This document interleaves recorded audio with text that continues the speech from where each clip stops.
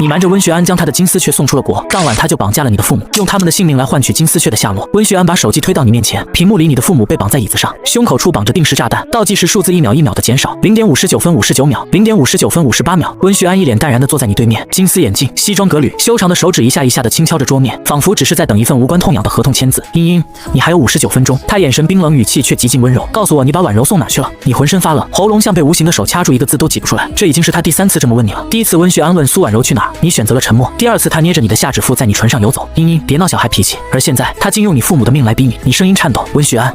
那是我爸妈，是我最重要的人。温学安轻笑一声，眼神却冷得刺骨。是吗？那你把婉柔送走时，怎么没想过她对我有多重要？你死死盯着温学安的脸，一种荒谬感不断涌上心头。重要？他居然说重要？他不是说外面的女人只是随便玩玩而已，等玩腻了就丢掉。他不是说你才是他最爱的人，可他却为了苏婉柔竟要杀你的父母。你声音嘶哑的不像话。温学安，如果我不说，你是不是真的会让他们死呢？温学安微微轻声，黑眸映着你苍白的脸。茵茵，你可以试试。你气得浑身发抖，眼泪大颗大颗的砸在桌面上。你不明白，你们为什么会变成今天这样？曾经的温学安明明那样真切的爱过你，当年的你只是个普通家庭的姑娘，而他是金圈顶级豪门继承人，生来就是天之骄子，金贵倨傲，从不对谁低头的他，却偏偏对你一见钟情。他追你追得满城皆知，99次表白，次次轰动全城，直升机垂落的巨幅玫瑰，包下整条金融街的 LED 告白，甚至在你生日那天让全城烟火只为你绽放。你被打动了，可你的父母却坚决反对。身为书香门第的他们太清楚豪门是什么样子，家里红旗不倒，外面彩旗飘飘，权贵子弟的爱从来不是童话。他们想把你嫁给门当户对的人，可温学安直接跪在你家门口1天1夜，舍弃所有骄傲，只为求一个娶你的机会。你的父母终究还是心软了。婚后温学安对你更是极尽宠爱，事事迁就。你痛经，他就连夜从国外飞回来，就为了亲手给你煮一碗红糖水。你随口说想吃城西的栗子糕，他就开车绕了半个城去买回来给你。你以为你嫁对了人，以为你和温学安会一直这样恩爱下去，直到你从别人的口中第一次听到苏婉柔这个名字，那还是助理和你闲聊时提起的，说有个女大学生故意在温学安演讲时摔倒碰瓷，手段老套。你笑了笑没在意，毕竟想攀附他的女人太多了。而温学安始终洁身自好，可第2次听到时却是在床上，他伏在你身上，情动时却低低喊了一声婉柔。那一刻你如坠冰窟，你嘶声力竭地质问他，他却将你死死抱进怀里，解释着说他的确对苏婉柔起了包养的心思，但只是养在外面玩玩，圈子里的人都这样。茵茵，我最爱的还是你，这点永远不会变。可后来温学安越来越肆无忌惮，他给苏婉柔买珠宝送豪宅，甚至带她出席私人宴会，他们俩的绯闻闹得满城风雨。你哭过也闹过，可温学安再也不会像从前那样哄你，他居高临下冷冷地看着你。茵茵，别无理取闹，你忍无可忍，把苏婉柔送出了国，可你却没想到温学安的反应会这么大。他叫人绑架了你的父母，给他们身上绑上了定时炸弹，只为逼着你说出苏婉柔的下落。他在瑞士，你低着头，声音颤抖，眼中的决绝晦暗不明。苏黎世，我名下的那栋别墅里，温学安盯着你看了几秒，似乎在判断你话的真假。随后他拿起手机拨了个电话，确定信息属实后，温学安拿起西装外套，脚步急切便要去接人。你一把抓住他的衣袖，那我爸妈呢？你答应过我，只要我说了你就放了他们。温学安满眼不耐烦地回头看你，他的眼神冰冷淡漠，冷冷地丢下一句城南废弃工厂就甩开你走了。你跌跌撞撞地冲出门去，开着车直奔城南。你找到你爸妈的时候，炸弹还剩最后10分钟，你的父母被绑在椅子上，嘴被紧紧封住，在看到你的瞬间就拼命地朝着你摇头，眼神示意着叫你快走。你不管不顾地冲了过去，颤抖的手慌乱地解开绳子，炸弹的倒计时声却像催命符一样在你耳边响着，0.03分21秒，0.03分20秒，可你怎么也解不开，你急得泪水直流。就在这时，父亲忽然用力撞开了你，你踉跄着后退几步，可下一秒父亲就猛地用身体撞向炸弹，叭！爆炸声震耳欲聋，热浪瞬间掀翻了你，重重摔在地上，眼前一片血红。再醒来时，你已经躺在医院，父母虽然都受了重伤，但幸好都还活着。你跪在他们病床前，泪如雨下，爸妈，对不起，是我选错了人。母亲虚弱地抬起手轻抚你的头发，傻孩子，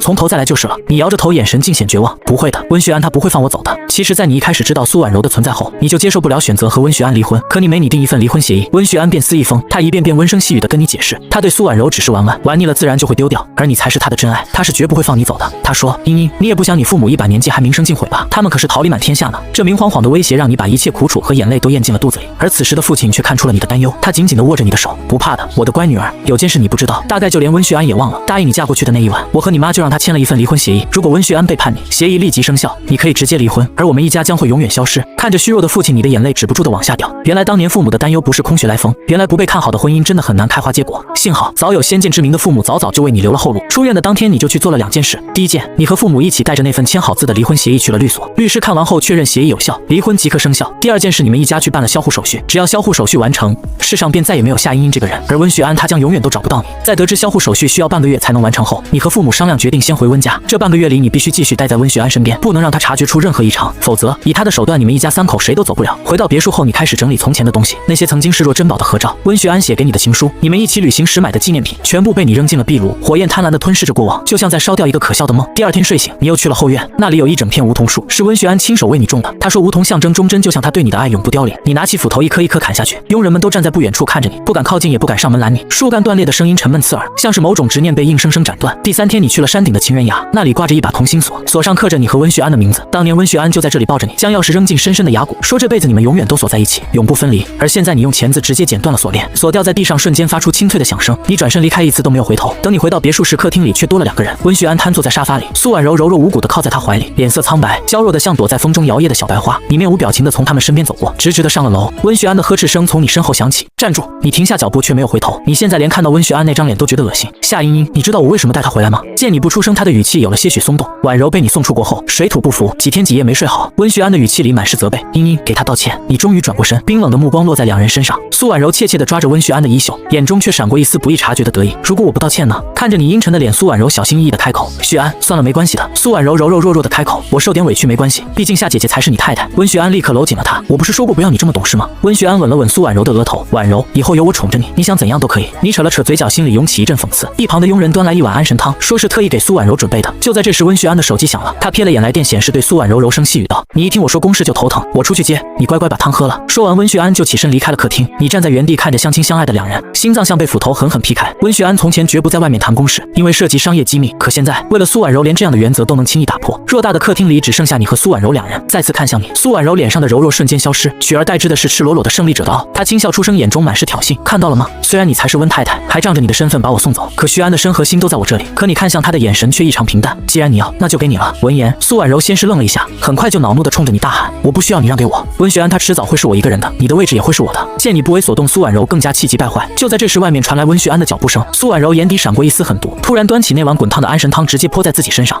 他尖声尖叫，一时间眼泪瞬间涌出眼眶。温学安冲进来时看到的就是这一幕。苏婉柔满身狼狈，汤水顺着她的衣服滴落，她哭得梨花带雨，楚楚可怜。温学安看向站着离苏婉柔108000里远的你，眉间怒意翻涌。夏茵茵，你不道歉就算了，你居然还敢这样对她，不是我做的，你可以查监控。好，查。温学安冷声说道，眼神里全是对你的不信任。可一旁的苏婉柔却立刻拉住温学安的手臂，她的声音委屈又哽咽。学安，不是姐姐的错，是我不该妄想留在你身边，我现在就走。可他刚迈出一步，温学安就一把将他拽回怀中。我好不容易才把你找回来，你又要离开我的视线，你是想要我的命吗？温学安不管不顾地紧紧搂着苏婉柔，仿佛搂住失而复得的珍宝。他转头看向你的眼神冰中带着杀意。婉柔，这件事我会替你讨回公道。温学安打了个手势，身后的保镖就拖着你将你推进了冷库里。你拼命地挣扎。温学安，你为什么不查监控？这根本就不是我做的。可温学安却连看都没看你一眼，他的声音比冷库里的冷气还是刺痛你。不用查了，我只相信婉柔。冷库的门被重重关上，黑暗和寒冷瞬间吞噬了你。你蜷缩在角落，浑身发抖，心里的冷意却比身体更甚。这还是那个口口声声说的最爱你的人吗？泪水不受控制的滑落。你素来体寒，最怕冷了。婚后，温学安花高价在家里装了恒温系统，连室外庭院都四季如春。冬天的时候，温学安会把你冰凉的手脚捂在怀里，他满是笑意的脸上对着你撒娇，这辈子我都会这样暖着你，爱着你。可现在看来，誓言大概只有在说出口的那一刻才是真的。就当你被冻得几乎失去知觉时，冷库的门终于开了，保镖面无表情地站在门口。温总说再有下次惩罚就不会这么轻易了。你扶着墙踉跄地走冷库，你浑身发抖，牙齿不住地打颤。不会有下次了，很快你就会让他彻底滚出你的世界。晚上的时候，温学安的助理送来一套礼服和珠宝，说是慈善拍卖晚宴需要你出席。你去了，却在宴会厅门口看到了苏婉柔，她穿着高定礼服，脖子上戴的钻石项链是温学安上个月在拍卖会上以8位数拍下的。你停下脚步看向温学安，既然苏婉柔在，还要我来做什么？温学安神色淡漠，本来我也没想带她，但她没见过这种场合，想来就带来了。他顿了顿，看向你时语气满是随意。茵茵，别那么小气。你身子微微发颤，你从来都不是小气，而是温学安根本没考虑过让郑氏和金丝雀同时出现在同一场合，你会被众人议论成什么样？嘲笑仅仅只是个开始。温学安带着苏婉柔径直走进去，他亲昵地挽着温学安的手臂，笑容甜美的刺眼。周围不断有人低声议论，温总和太太感情真好，真般配啊！你认错人了，那位才是温太太，旁边那个只是金丝雀儿。那人尴尬地看了你一眼，讪讪道：可温总对那位那么好，给他穿的是正品，给他太太的却是赠品，也难怪我认错了。你攥紧了手指，指甲深深掐进掌心，疼痛却远不及心里的刺痛。拍卖会开始后，你随意举牌竞拍了几件藏品，可无论你拍什么，苏婉柔都会在你的价格上只加1块钱。周围传来低低的嘲笑声。正宫被金丝雀压着欺负，真是头一回见。你面无表情，直接做了个点天灯的手势。点天灯意味着这场拍卖会无论价格多高，这件拍品都是你的，上不封顶。苏婉柔脸色一白，委屈地拽着温学安的袖子，她眼中泛起水光。学安，我真的很喜欢这个。温学安皱眉，转头看向你，茵茵，让给他。我拒绝。苏婉柔点不了了天灯，可是我能，因为我是你太太，夫妻财产共同享有的温太太。你看向苏婉柔，嘴角勾起一抹讽刺。你即便送她再多也比不上我。苏婉柔的眼眶瞬间红了，猛地站起身指着你，可下一秒她就捂住脸痛哭出声。是你才是名正言顺的温太太，我只是个见不得光的金丝雀，我就不该痴心妄想。旭安，我们还是断了吧。说完，苏婉柔转身就跑，离开了拍卖会现场。温旭安脸色骤变，一把拽住你的手腕，力道大的几乎要捏碎骨头。我明明说过了，我玩一段时间就会腻的。夏茵茵，你是非要把他逼走吗？你平静地看着温旭安，他走不走关我什么事？他眼神阴沉如墨，看着你越发平静的脸，没有来的有些心慌。可一想到你俩之间地位的悬殊差距，他眯了眯眼，一把甩开了你的手，快步追了出去。你站在原地平静地看着追出去的温旭安，周围的人看向你的目光或嘲讽或怜悯，像无数把刀子刺向你，但你不在乎，你很快就要离开了。可第二天一早，你被手机推送的新闻惊醒。劲爆！陆氏总裁妻子999张私密照片将在苏富比拍卖行公开拍卖。你浑身血液瞬间凝固，那些照片只有温旭安有。你颤抖着拨通他的电话，声音发哑：照片是你放出去的。电话那头的温旭安冷笑出声，语气残忍：你不是喜欢点天灯吗？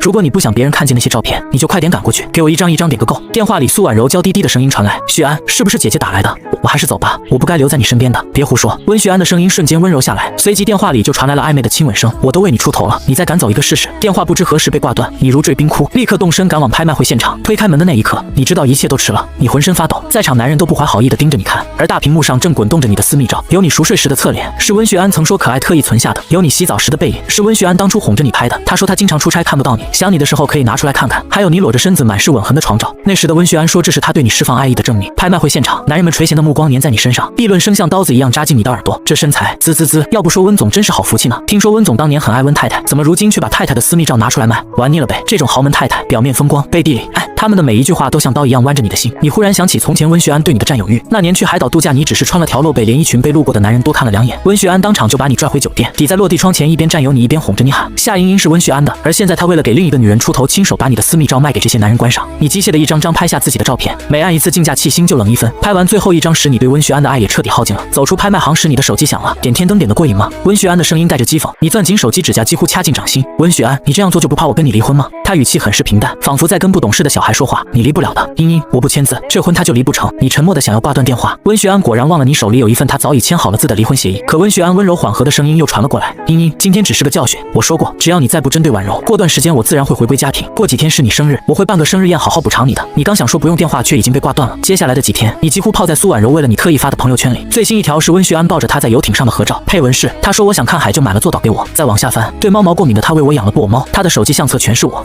如果是以前，这些消息会让你心痛到窒息，可现在你的心却毫无波澜。温旭安最近一直住在苏婉柔那里，偶尔回来的他连家里少了东西都没发现。你想了想，大概连你消失了他都不会有所察觉吧。你关掉手机，吐了口浊气，心里暗自想着这样就好。生日宴当天，温旭安亲自开车来接你，可车上只有他一个人。苏婉柔怎么没来？温旭安皱眉，以后我会避免你们接触，免得你总生气。你扯了扯嘴角，他不是为了怕你生气，而是怕你欺负苏婉柔吧？想来在他心里，你早就是个恶毒的女人。宴会很盛大，温旭安全程牵着你的手，送珠宝，送名画，甚至低声讨好你。这次总算是哄好你了吧？你看着他，忽然想起以前他惹你生气时也会这样放低姿态哄你，而那时的你总是会心软的原谅。可这次不一样了，他把你父母的命当筹码，把你的尊严踩在脚下，把你的私密照公开拍卖。就算他把全世界捧到你面前，你都不会原谅他。就在你下意识想摇头害怕被他发现的时候，宴会厅大门突然被推开，苏婉柔穿着白色礼服怯生生地站在门口。温旭安脸色一变，我不是让你好好待在别墅吗？他眼眶微红，楚楚可怜。我想给姐姐庆祝生日，我还带了礼物，我不想看到你。你的声音平静又冷漠，可温旭安却已经招手让侍者给苏婉柔安排座位。他低声对着你说：婉柔好心来给你庆生，你差不多点得了。上次的事就当你们俩冰释前嫌了。可明明是给你办的庆生宴，可苏婉柔仿佛才是主角。乐队奏响舞曲时，温旭安原本牵起你的手，可余光瞥见苏婉柔泪眼汪汪的样子，最终还是转身朝苏婉柔走去。你站在角落看着他们相拥而舞，心里一片麻木。舞曲结束，苏婉柔撒娇说高跟鞋磨脚，温旭安立刻亲自下楼去给她买平底鞋。他趁机走到你面前晃了晃手机：夏茵茵，你大概不知道吧？旭安送你的礼物都是我不要的，就连来参加你的生日宴他都要提前跟我报备，每隔1分钟就给我发消息。他得意地展示聊天记录。温旭安说：宝贝再忍忍，我很快就能回去陪你了。可你对温旭安的心早已心如死灰。你不懂苏婉柔为什么一而再再而三的挑衅你，索性开口问他：苏婉柔，你倒想要什么呢？我要你让位。听他这么说，你终于松了一口气，平静地对上他的目光。我可以彻彻底底的让位，可你能让温旭安跟我离婚吗？看着你平静没有波澜的脸，苏婉柔眯起眼，不知在想什么。就在你以为他已经相信你说的话的时候，苏婉柔突然抓起你的手，狠狠甩了自己一巴掌。啪！清脆的巴掌声响起。温旭安冲过来时，正好看到苏婉柔捂着脸，眼泪簌簌落下。夏茵茵，你又欺负婉柔。我没有，我都看见了。温旭安一把拽住你的手腕，力道大的几乎捏碎你的骨头。夏茵茵，你上次受的教训还不够吗？我说过，你是怎么对婉柔的，我就要10倍还回来。苏婉柔抽泣着摇头，算了，旭安，我没关系的。温旭安连忙将人抱进怀里，温柔地擦拭着苏婉柔的眼泪。有我在，你怕什么？我说过，婉柔你做什么都可以，就算把天捅破也没关系，别总是畏畏缩缩，只会被欺负。说完，温旭安就让保镖按住你。婉柔，夏茵茵她怎么打你的？你现在10倍打回去。苏婉柔装作十分害怕的样子，躲进温旭安的怀里。我不敢，婉柔，我教你。温旭安握着苏婉柔的手，狠狠扇向你的脸。啪！这一下是教你反击。啪！这一下是教你别畏畏缩缩。啪！第3下、第4下，你痛到眼前发黑，嘴角渗血，耳边嗡嗡作响，却死死咬着牙关，一声不吭。打到第10下时，温旭安才停手。周围宾客都低着头窃窃私语着，温太太真是太惨了，今天可是她生日啊，活该，谁让她欺负人？温旭安温柔地捧起苏婉柔的手，疼不疼？我带你去上药。说完，他就打横抱起苏婉柔，头也不回地离开了。身后的保镖松开你瞬间瘫坐在地上，脸颊火辣辣的疼，可心里却比这疼1000倍万倍。你看着温旭安离开的背影，喃喃自语：温旭安，我后悔了。后悔爱上了你，我真的好悔啊！你踉踉跄跄地走出宴会厅，脸颊火辣辣的疼，嘴角的血迹早已干涸。你不想让任何人再看到你这副模样，所以没叫司机送你，就自己开车去了医院。医生给你上药时，你盯着镜子里的自己，半边脸红肿，嘴角破皮，眼睛里全是血丝。夏茵茵，你爱的真狼狈啊！你扯了扯嘴角，却牵动了伤口，疼得倒吸一口冷气。处理完伤口，你刚准备开车回去，却在停车场被2个人拦住，是苏婉柔的父母。他们一左一右堵住车门，语气恳求：夏小姐，求你不要占着温太太这个位置了，你就算可怜我们，你就把位置让给我们家婉柔吧。婉柔她是个好孩子。你冷冷地看着他们，麻烦你们让开。可2人不仅不让开，还高声叫喊着：我家婉柔是真心喜欢温总的，夏小姐你就成全他们吧。我说让开，你不想再与2人纠缠，直接推开他们，拉开车门坐进车里。可就在你踩下油门的瞬间，苏府突然朝着车头冲了过来，砰的一声闷响，你甚至没反应过来发生了什么，就看到苏府已经倒在了地上，他捂着腿大声哀嚎。苏母尖叫着扑过去，老头子，你愣在原地，手指死死攥着方向盘，他自己撞上来的，他是故意的。可你来不及多想，只能立刻下车把人送去急诊。医院走廊上，苏婉柔匆匆赶来，一见到你二话不说，扬手就是一巴掌，啪！你的脸偏到一边，耳边嗡嗡作响。苏婉柔哭得梨花带雨。夏茵茵，你怎么对我都可以，为什么要这样对我爸妈？你脸颊刚包扎好的伤口又裂开了，血渗出来，可你却感觉不到疼，是你爸自己冲出来的。撒谎也要撒得像样一点。温旭安冷厉的声音从身后传来，婉柔的父亲怎么可能自己往你车上撞？夏茵茵，你什么时候变得这么恶毒了？你看着温旭安一颗心早已疼得血肉模糊，如今的他竟连查都不查就认定是你故意撞人，他好像早已忘了当年的他是怎样的深爱着你。医生急匆匆走出来，病人失血过多，急需输血，他是行血，请问哪位可以献血？苏婉柔抽泣着摇头，我是直系亲属，不能输血。温旭安的目光落在你身上，他是行血让他献，你猛地抬头，我不献，你撞的人就该负责。温旭安眼神阴鸷盯着你，要是里面的人有个好歹，我绝不会放过你，包括你的父母。你浑身发冷，声音发抖，你又想像上次一样逼死我爸妈，再逼死我吗？听到你这么说，温旭安瞳孔微缩，似乎被你这句话刺了一下，可下一秒他还是狠下心对保镖下令，押他过去抽血。你被强行按在献血椅上，针头刺入血管，使你疼得指尖发颤，随着血带一点点装满，你的意识也越来越模糊。你想起以前，因为你贫血，温旭安连你磕破点皮都心疼的要命，可现在他让人按着你抽你的血去救一个碰瓷的人，眼前一阵阵发黑，你终于撑不住晕了过去。再醒来时天已经黑了，你撑着虚弱的身体下床，准备离开医院时，你经过一间病房的门口，里面传来苏婉柔甜腻的声音：爸妈，这是旭安，是我男朋友。你脚步一顿，透过半开的门缝，你看到温旭安搂着苏婉柔的腰，他的语气温柔又平易近人：叔叔阿姨你们放心，以后我都不会让婉柔再受委屈。苏母笑得合不拢嘴：好，婉柔能找到你这样的男朋友真是她的福气。你站在门外，忽然想起很多年前温旭安也是这样，搂着你的腰，郑重地对你父母说：叔叔阿姨你们放心，我绝不会让茵茵受委屈。同样的话他如今说给了另一个女人听。温旭安，原来你承诺的保质期竟如此之短。你死死咬住嘴唇，直到尝到血腥味才转身离开。坐着车里，你看了一下时间，距离销户手续完成还有3天，3天后你和父母就能彻底离开这里。无论温旭安怎么找，都只会查无此人。回去后，你连忙开始收拾自己要带走的东西，几件换洗衣物、身份证、护照，其余的你打算临走前全都烧了毁了。房门突然被推开时，你正把护照塞进包里。温旭安站在门口，身后是哭得梨花带雨的苏婉柔。苏婉柔抽抽噎噎的说着，眼泪像断了线的珠子。爸爸虽然脱离危险了，可他老胳膊老腿的这次可受了大苦。温旭安抬手给他擦泪，语气温柔：别哭了，我这不正在帮你讨公道吗？温旭安顿了顿，你想让他怎么道歉？只要不太过分，我都答应你。苏婉柔怯怯地看了你一眼，又看着温旭安小声说：我想让姐姐在牢里关几天。温旭安立马皱眉：婉柔，这有点过了，我知道你不忍心。苏婉柔拉住他的袖子，眼眶通红：可我爸受了这么重的伤，要是不给他点教训，他以后还会欺负我们的。苏婉柔咬了咬唇，声音更低了，撒娇地拽了拽温旭安的胳膊：只是关几天而已，就是吓吓他，让他以后都不敢再这么做。旭安，我知道温太太才是你心之所爱，我不过是个消遣，要是你真的舍不得，那我们还是断了吧。温旭安沉默了几秒，最终还是无奈地将苏婉柔揽入怀中：不准断，我都听你的。就这样，你被送进了拘留所。温旭安离开前甚至没多看你一眼，而苏婉柔在确认他走远后，回头冲你露出一个阴冷的笑，低声对旁边的警员说了什么，又将一叠钱塞了过去。